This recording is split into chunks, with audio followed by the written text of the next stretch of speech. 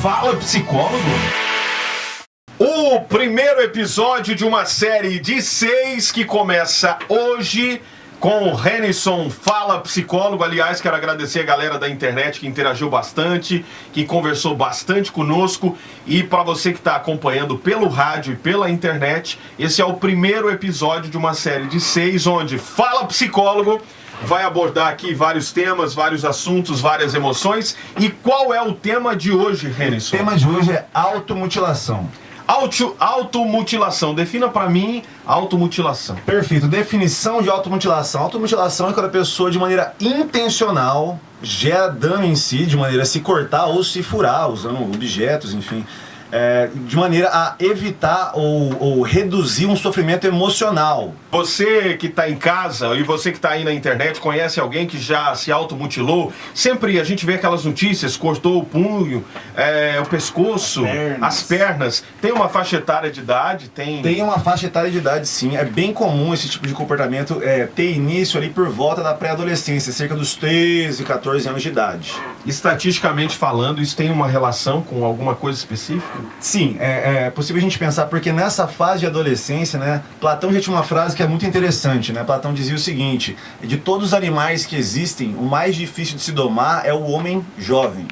E você tem que lembrar que eles falavam isso porque os filósofos tinham seus pupilos, que eles acompanhavam desde pequenininho. Mas havia uma fase ali na pré-adolescência, que eles nem davam esse nome de pré-adolescência, nem de adolescência, obviamente, onde o sujeito ficava revoltado, o homem jovem ficava revoltado e não se sabia o porquê. Hoje a gente tem N explicações, desde a questão orgânica, que vai amadurecendo, o sujeito vai tendo estímulos ali por causa da testosterona, por causa dos hormônios de modo geral, mas também uma fase muito conturbada, onde é muito comum que o sujeito comece a se deparar com emoções que ele nunca tinha sentido. Então, às vezes, essas emoções são muito fortes e o único jeito que a pessoa consegue lidar para aliviar essas emoções, às vezes, é se machucando e gerando esse tipo de circunstância. Pro pai, pra mãe, pro tio ou pro avô que cuida de um pré-adolescente ou de um adolescente, isso não é frescura.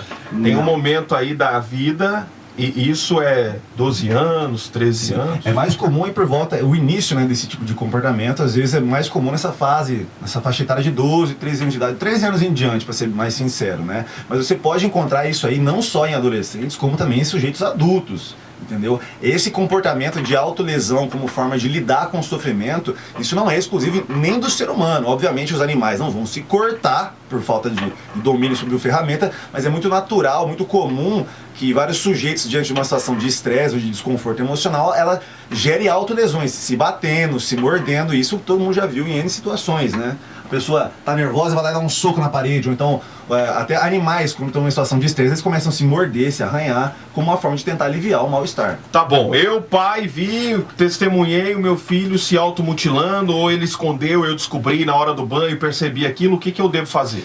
Perfeito. A reação mais comum que a gente tem acompanhado, eu principalmente tenho acompanhado lá na escola, onde a gente vê bastante disso daí, os pais, eles correm diretamente na ideia de proibir. Vou inibir, vou arrancar todos os giletes de perto, eu vou proibir que ele fique sozinho no quarto. É uma estratégia que faz sentido a princípio, mas do ponto de vista da psicologia é uma estratégia meio furada. Por quê? Porque você tem que entender o seguinte: se o adolescente, o jovem, o sujeito tá se cortando, existe um porquê daquilo ali. E obviamente ele está fazendo aqueles cortes, ele está se machucando como forma de aliviar a tensão. E você vai lá e retira o mecanismo dele de alívio de tensão. Você vai dar um mecanismo melhor? Você vai retirar aquele gilete, aquela ferramenta que ele usa para se cortar e vai sentar com ele, vai conversar, você vai gastar o tempo. Se você não for fazer isso, talvez não seja a melhor opção, percebe? E isso é muito estranho para as pessoas que estão ouvindo, né? Sim, às vezes a pessoa tem como única fonte, a principal fonte de poder controlar o seu mal-estar emocional, se cortando. Então, se você proíbe ela de ter acesso àquilo ali de imediato, você pode aumentar ainda mais o mal-estar e aí sim entrar, inclusive, num risco de suicídio, percebe? Então tem que ter muito cuidado, muita cautela. A gente não pode ser radical com relação a essas questões. A gente tem que entender o fenômeno, não julgar o fenômeno. Tá, mas entre o entendimento e o julgamento tem um caminho. Perfeito. Então, eu não retiro os objetos cortantes, tesoura, eu fico apavorado, vejo ali a criança fazendo aquilo. Tá bom, mas e agora? Perfeito. Primeiro ponto, obviamente, é dialogar sobre aquilo ali, porque, em suma, se a pessoa está tendo que apelar pro corpo, ela tem que se machucar para poder expressar o que está sentindo, é porque ela não consegue encontrar uma via mais comum, que é a via verbal, a via mais adequada, ela poder expressar. Ou seja, tem alguma coisa errada aí, não está conectando Perfeito. bem. E não é frescura do adolescente. Definitivamente não é. E leia da seguinte maneira, o pessoal fala assim, mas isso é para chamar atenção. A frase mais clássica é essa, Marcelo. Mas isso aí é para chamar atenção, não é? Então vamos partir desse pressuposto, que é para chamar atenção. Se o sujeito precisa chegar ao ponto de ter que se cortar para chamar atenção, então definitivamente essa pessoa precisa de atenção, percebe? Então a gente precisa de atenção para esse sujeito, precisa de atenção. E todos os sujeitos, independente se são adolescentes, se são adultos, se são idosos, eles gostam. A gente precisa de atenção. A gente se modula, a gente se orienta pelo olhar do outro, já diria Lacan. Então eu preciso do olhar do outro sobre mim, eu preciso falar para ele o que eu penso, falar para ele o que eu sinto. Então, se essa é a forma que o sujeito encontrou de chamar atenção, eu tenho que dar espaço, principalmente, obviamente, para a fala. O que está acontecendo? E o que está acontecendo, que é a pergunta-chave, não é feito o que está acontecendo? Fala para mim, por que você está fazendo isso? Que frescura é essa? É dialogando com o adolescente. É falar, ei, tudo bem, eu entendi que você está se cortando, mas tem um porquê, tem uma coisa que eu posso fazer. Essa frase, guarde essa frase. As pessoas, às vezes, para N situações, elas ficam assim, mas o que eu faço, o que eu não faço? Pergunte para a pessoa, ei, tem alguma coisa que eu posso fazer para te ajudar?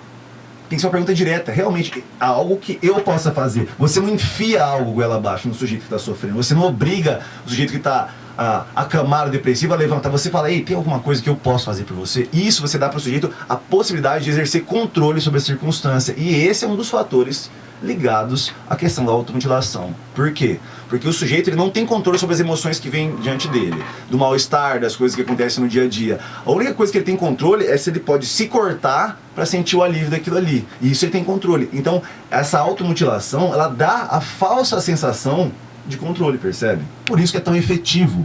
Por isso que acontece tanto, se repete tanto. Porque eu não consigo controlar as emoções, agora eu consigo controlar a minha emoção, porque eu transferi ela para uma emoção no meu corpo, não mais meus afetos, onde eu não tenho controle nenhum. Renilson, fala psicólogo, tem uma pergunta aqui bem interessante. Seguinte, eu não identifiquei, eu não vi, né? Tem gente que é muito visual, né? Não consegue perceber o que está acontecendo dentro de casa. Se eu não vi, não sei de nada. Tá bom, mas como que eu percebo se isso está acontecendo na minha casa? É uma das questões, das perguntas que a gente tem aqui. Como perceber ou identificar para ajudar a pessoa que está fazendo isso? Alguns pequenos sinais já começam a aparecer. O adolescente, de modo geral, obviamente tem a questão da personalidade de cada um, mas de modo geral o adolescente ele sempre é bem extrovertido, ele sempre se comunica muito, ele é meio espalhafatoso de modo geral. E de repente do nada você tem mudanças de comportamento. Toda mudança de comportamento brusco, sempre chama atenção. Então às vezes um adolescente que sempre conversava, nem que ficasse ali sempre implicando, aquele adolescente chato, que tudo que ele ouve vem questionar, do nada ele para de questionar. Do nada o comportamento se retrai, exatamente. Principalmente o retraimento no comportamento, é mais comum. Outra questão, o adolescente passar a esconder braços, as pernas, do nada começa a usar uma camiseta de manga comprida no meio do verão. Questões desse tipo de isolamento. Um calor danado, vai pra escola tampando os braços. Perfeito, do nada, sem nenhuma justificativa. A princípio não é que tava friozinho, não era nada, ele tá sempre de blusa, que é uma forma de tampar. Geralmente as áreas mais comuns onde se cortam os braços, o antebraço de modo geral. Alguns casos eu já vi cortando o interior do bíceps, aqui, o interior do braço, mas é bem comum também nas pernas, cortarem o lado de dentro das pernas. Inclusive em sujeitos adultos ali, já passaram dessa fase de adolescência, já estão até inseridos no mercado de trabalho. Esse tipo de comportamento, como é muito mais julgado em um adulto, quando ele ocorre, ele costuma ser nas pernas, lugares que podem ser realmente tampados para os outros não verem, Um dos comportamentos mais comuns, na verdade, é sempre o sujeito esconder, porque não é motivo de orgulho aquilo ali, percebe? É motivo de receio. O sujeito tem vergonha de ter que apelar para esse tipo de mecanismo para aliviar a tensão. Então, ficar sempre atento a esses pequenos sinais de isolamento, de modo geral, e também mudanças de comportamento. Perdeu vitalidade, ficou muito quieto, muito afastado, não quer o olhar do outro, só conversa de dentro do quarto, você só mostra o rosto, evita ao máximo de mostrar o restante do corpo. São sinais que deixam claro que alguma coisa está acontecendo. E obviamente esses locais onde é mais comum, barriga também é bem comum, as pessoas se cortarem. Então, são essas 3 regiões, assim, a grosso modo: o antebraço, as pernas e às vezes a barriga.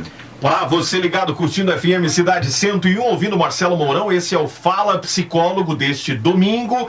Para a galera da internet, não sei se hoje é segunda, terça, quarta ou quinta ou sexta-feira ou sábado, no seu horário, aonde você está vendo esse vídeo, mas é um quadro que nós temos na FM Cidade 101 aos domingos.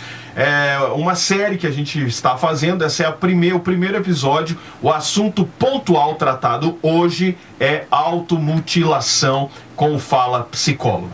Identifiquei, conversei, não resolveu, não senti diferença, não mudou, continua.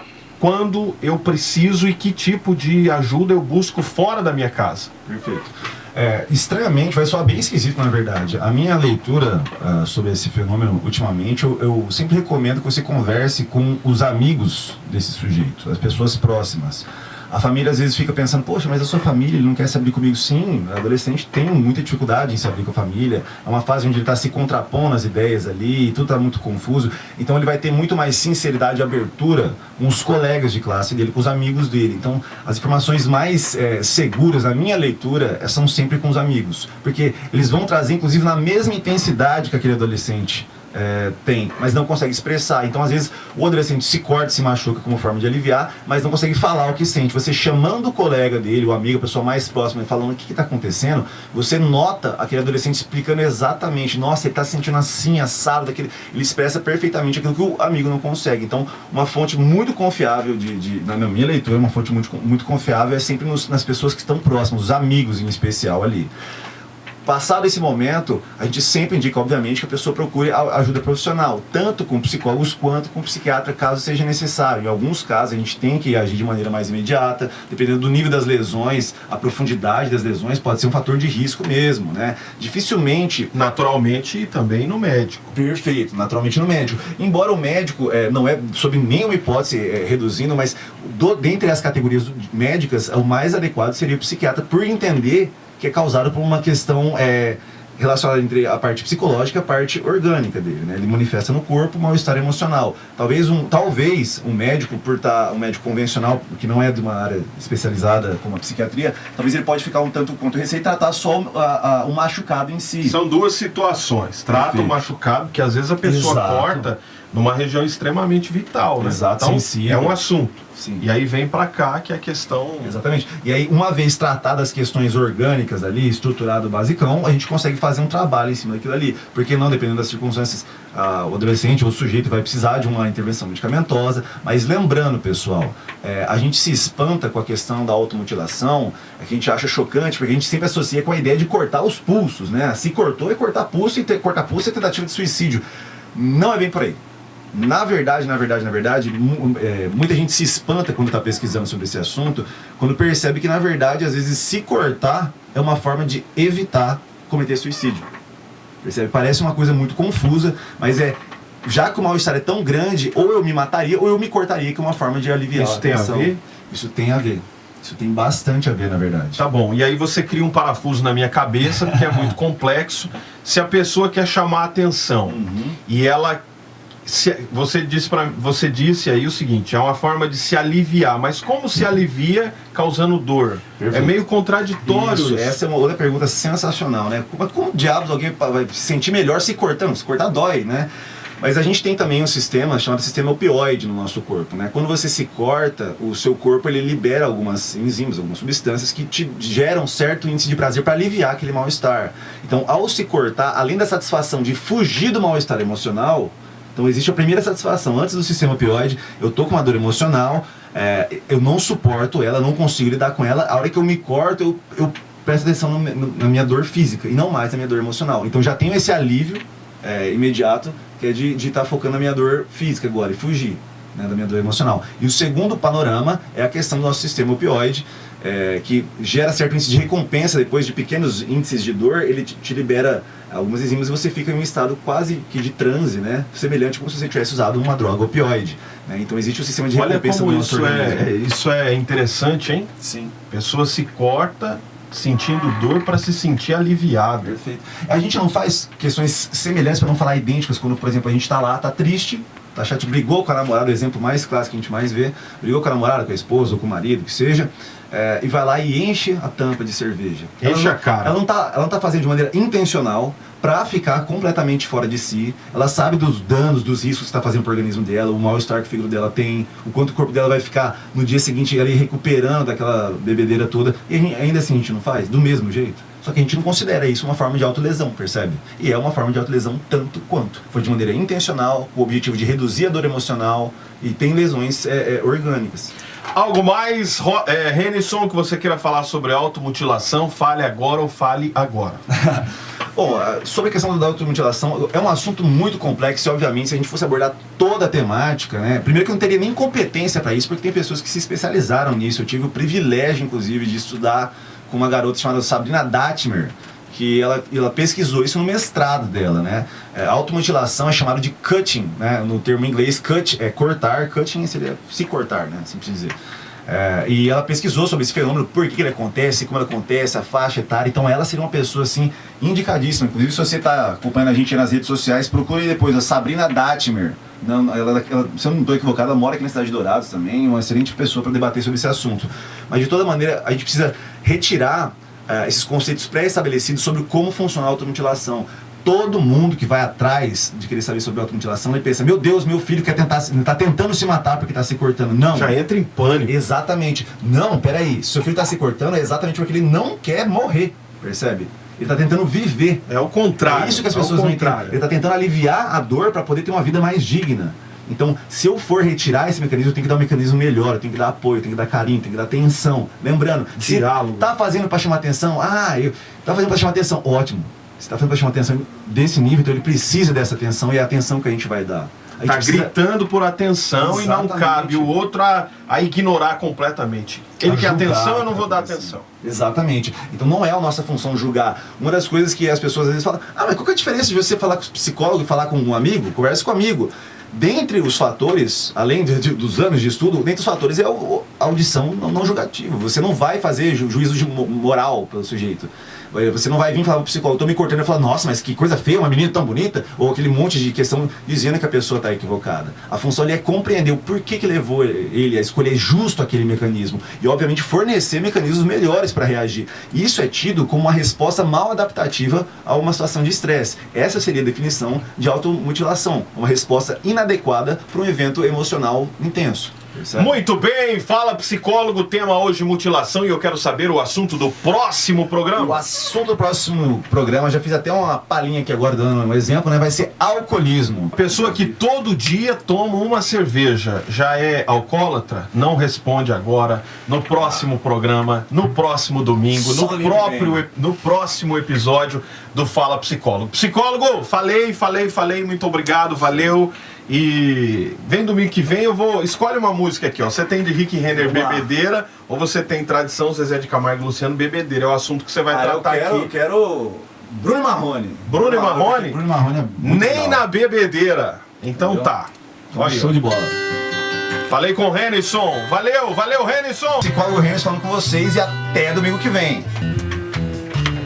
O que tem que ser assim? Fala psicólogo.